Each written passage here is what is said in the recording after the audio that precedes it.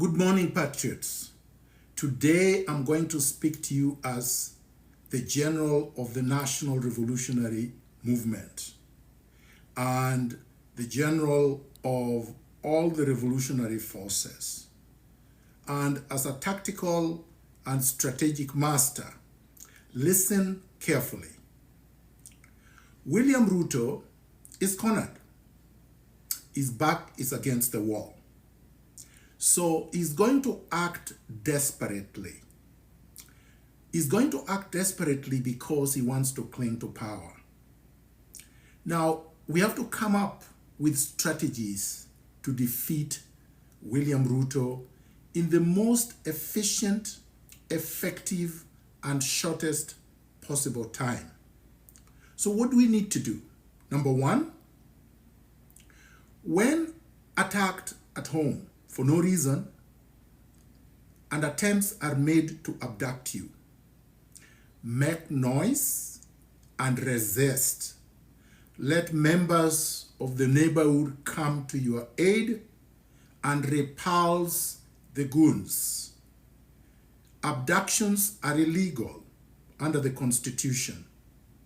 Arrests, normal arrests in the regular manner, are legal, but only if they have a basis. You have a right to resist. You have a right to self-defense. So that's number one.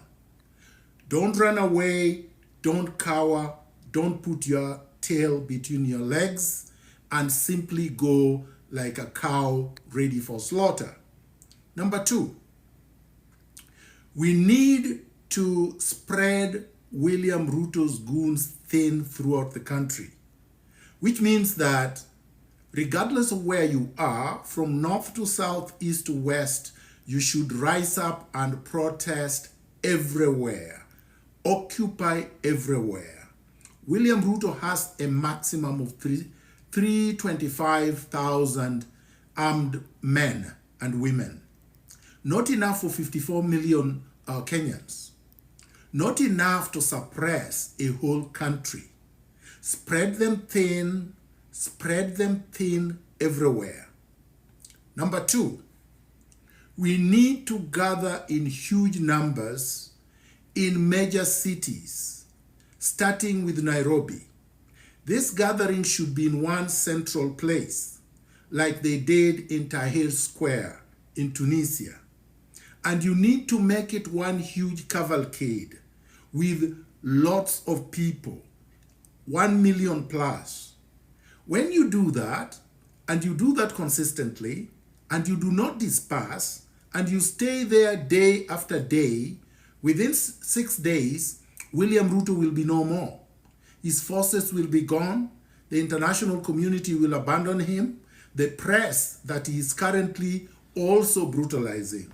For instance, I express my heartfelt condolences and also sympathies to those that William RUTO brutalized today and the journalists that he shot in Nakuru today.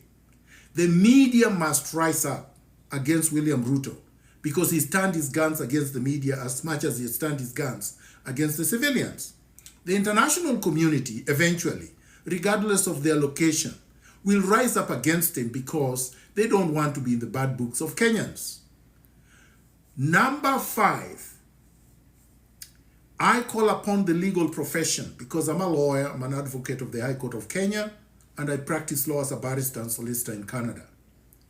The lawyers who are patriotic must rise up against William RUTO. Turn up in large numbers in your gowns and march, draped in Kenyan flags.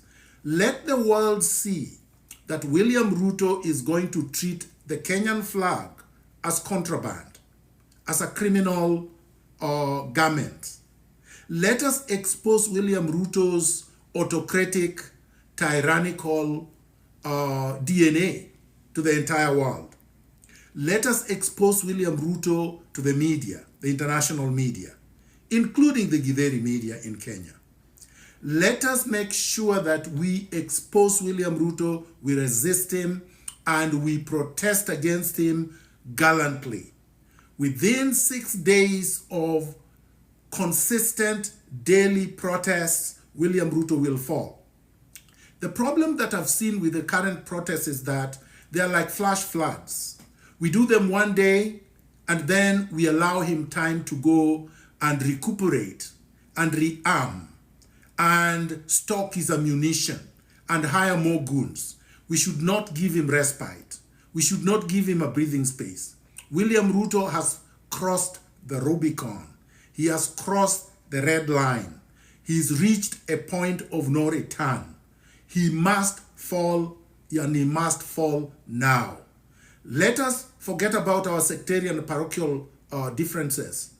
Patriots must unite. And we cannot say that when William Ruto falls, there will be a vacuum. There will be no vacuum.